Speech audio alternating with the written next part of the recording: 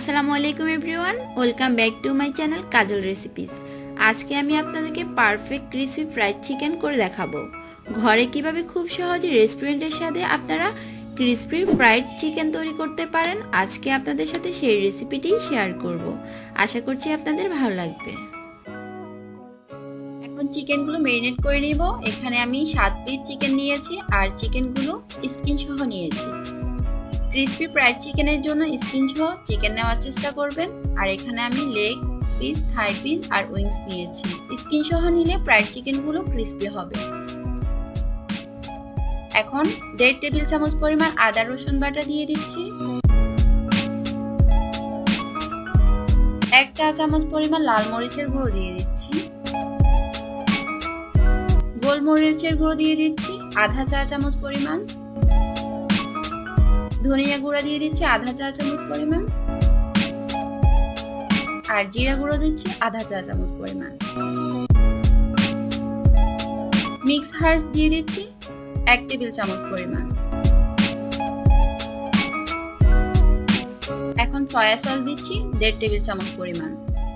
Mix হার্বসটা দেওয়ার চেষ্টা করবেন, এতে চিকেন ফ্রাইয়ের টেস্ট অনেক ভালো আসবে। আর স্বাদ মতো লবণ দিয়ে দিচ্ছি। যেহেতু সয়া সসে লবণ থাকে তাই লবণের পরিমাণটা একটু বুঝে দিবেন। এখন সবগুলো উপকরণ খুব ভালোভাবে চিকেনের সাথে মেখে নিচ্ছি, যাতে সবগুলো মশলা চিকেনের গায়ে লেগে যায়।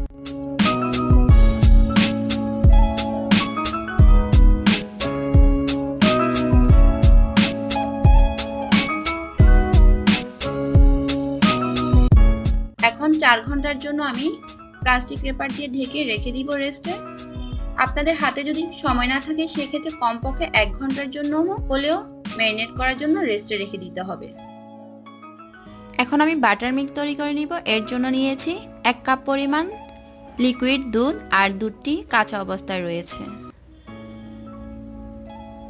এখন এর মধ্যে দিয়ে দিচ্ছি 1 টেবিল চামচ পরিমাণ ভিনেগার।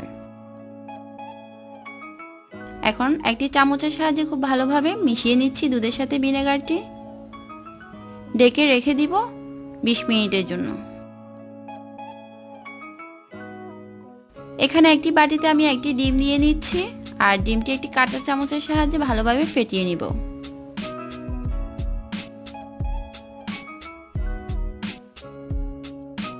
ডিমটা ভালোভাবে ফেটিয়ে একটা সাইডে রেখে দিব। ফিরে আসলাম 20 মিনিট পর। বাটার মিল্ক রেডি হয়ে গিয়েছে। এখন যে একটি ডিম ফেটিয়ে রেখেছিলাম সেই ডিমের মিশ্রণটি বাটার মিল্কের মধ্যে দিয়ে ভালোভাবে মিশিয়ে নিব। আপনারা চাইলে বাজার থেকে কিনে এনেও বাটার মিল্ক ইউজ করতে পারেন, আর অন্যথায় এভাবে শর্টকাটভাবে তৈরি করে নিতে পারেন।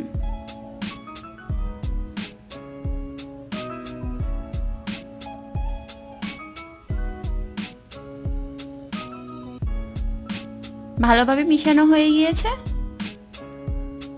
এখন একটা সাইডে রেখে দিব। এখানে আমি চিকেনের উপরে কোটিং করার জন্য ময়দার প্রিপারেশনটা করে নিচ্ছি। এখন চালের মধ্যে দিয়ে নিচ্ছি 1/4 কাপ পরিমাণ কর্নফ্লাওয়ার আর 2 কাপ পরিমাণ ময়দা।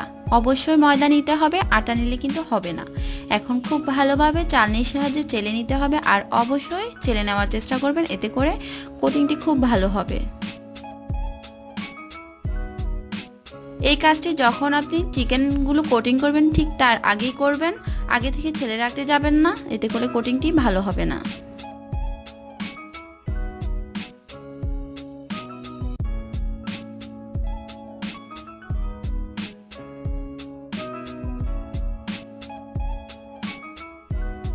এখন এর মধ্যে দিয়ে দিচ্ছি 1 চা চামচ পরিমাণ লবণ আর 1 চা চামচ পরিমাণ লাল মরিচের গুঁড়ো,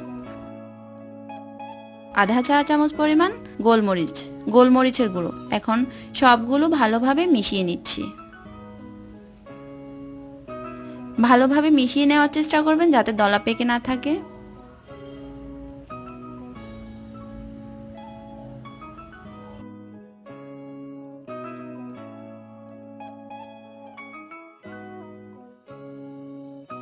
মিশিয়ে নেওয়া হয়ে গিয়েছে। এখন চিকেনগুলো কোট করে নিব।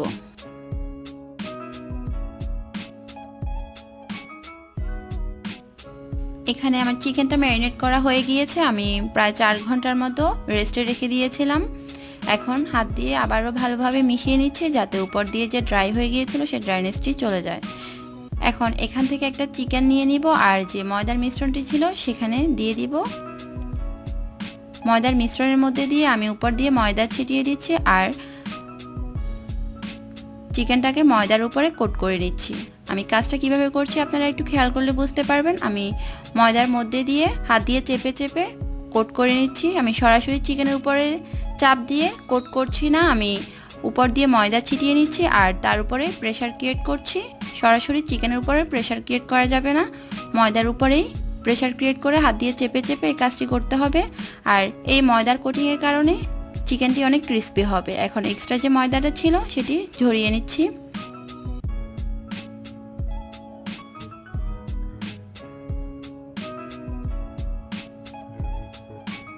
আর যে বাটার মিল্কের মিশ্রণটি করে রেখেছিলাম সেখানে ডুবিয়ে নিচ্ছি। কয়েক সেকেন্ড এভাবে ডুবিয়ে রেখে আবারও উঠিয়ে সেই ময়দার মিশ্রণে দিয়ে দিব।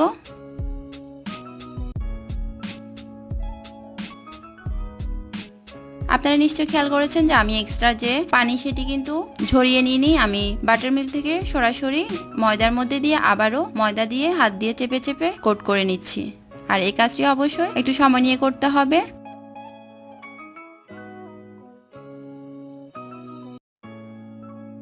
কোট করা হয়ে গিয়েছে। আপনারা যদি এর থেকে ভারী কোটিং করতে চান তাহলে আবারও বাটার মিল্কের মধ্যে ডুবিয়ে আবারও ময়দায় কোটিং করে নিতে পারেন।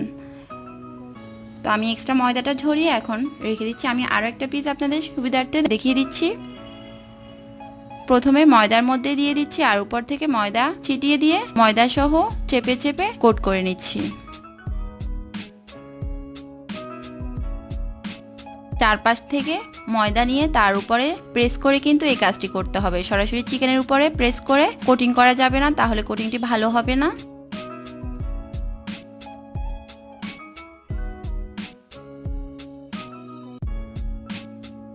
এখন এক্সট্রা ময়দাটা ঝরিয়ে নিচ্ছি, আবারও সেই বাটার মিল্কের মধ্যে দিয়ে দিচ্ছি আর কয়েক সেকেন্ডের ডুবিয়ে নিয়ে আমি আবারও সেই ময়দার মিশ্রণের মধ্যে কোট করে নিব।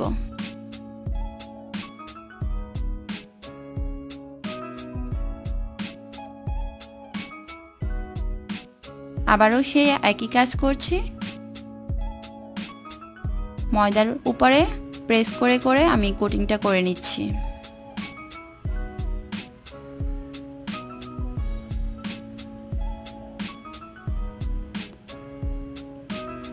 আর এক্সট্রা যে ময়দা ছিল সেটি একটু ঝরিয়ে নিচ্ছি। এভাবে আমি সবগুলো চিকেন কোট করে নিব।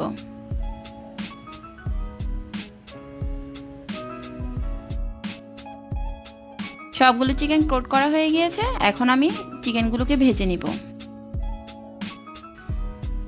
আপনারা চাইলে এভাবে ফ্রোজেনও করে রাখতে পারেন 30 মিনিটের মতো ডিপ ফ্রিজে রেখে এরপরে জিপলক ব্যাগ অথবা এয়ারটাইট বক্সে ভরে সংরক্ষণ করে রাখতে পারেন। এখন চুলা একটি প্যানে আমি বেশ কিছুটা তেল গরম করে নিয়েছি। এখন একটি কাঠি দিয়ে দেখছি তেলটি ভালোভাবে গরম হয়েছে কিনা। যখন কাঠিতে বুদবুদ উঠবে তখন বুঝতে হবে যে তেলটি ভালোভাবে গরম হয়ে গিয়েছে। এখন এই গরম তেলের মধ্যেই চিকেনগুলো ছেড়ে দিতে হবে। আর অবশ্যই খেয়াল রাখতে হবে চিকেনগুলো দেওয়ার সময় তেলটি যাতে ভালোভাবে গরম থাকে, তা না হলে কিন্তু কোটিংটা খুব ভালো আসবে না আর ময়দাগুলো তেলের সাথে মিশে যাবে। তাই অবশ্যই তেলটা ভালোভাবে গরম করে নিতে হবে। এখন চুলার আঁচ মিডিয়ামে রেখে চিকেনগুলো একটু সময় নিয়ে ভেজে নিব। খুব বেশি হাই হিটে চিকেনগুলো ভাজা যাবে না, তা না হলে উপর দিয়ে কালার চলে আসবে আর ভিতর দিয়ে কাঁচা থেকে যাবে। তাই একটু সময় নিয়ে চিকেনগুলো ভেজে নিতে হবে। এখন একটি চামচের সাহায্যে আমি তেলগুলো নেড়ে দিচ্ছি যাতে করে চিকেনের দুই পাশটা খুব ভালোভাবে হয়ে যায়। আর চিকেনগুলো যখন একটু শক্ত হয়ে যাবে তখন একটু উল্টে দিতে পারেন। আর অবশ্যই খেয়াল রাখতে হবে চিকেনগুলো যাতে তখন শক্ত হয়ে যায়। নরম থাকা অবস্থায় চিকেনগুলো উল্টাতে যাবেন না, এতে করে কোটিংটা নষ্ট হয়ে যাবে। এখন চিকেনগুলো আমি একটু সময় নিয়ে ভেজে নিচ্ছি।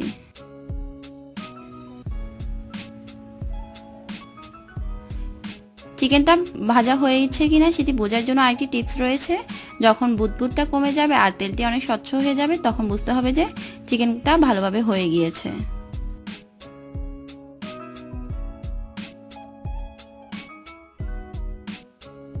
আমার এখানে চিকেনটা হয়ে গিয়েছে আর কালারটাও সুন্দর এসেছে। এর থেকে বেশি কালার করব না। আর আমি এখন চিকেনগুলো উঠিয়ে নিচ্ছি। আমার চিকেনগুলো ভাজতে সময় লেগেছে 12 থেকে 14 মিনিটের মতো সময় লেগেছে আমার। এখন সবগুলো চিকেন আমি তেল ঝরিয়ে উঠিয়ে নিচ্ছি।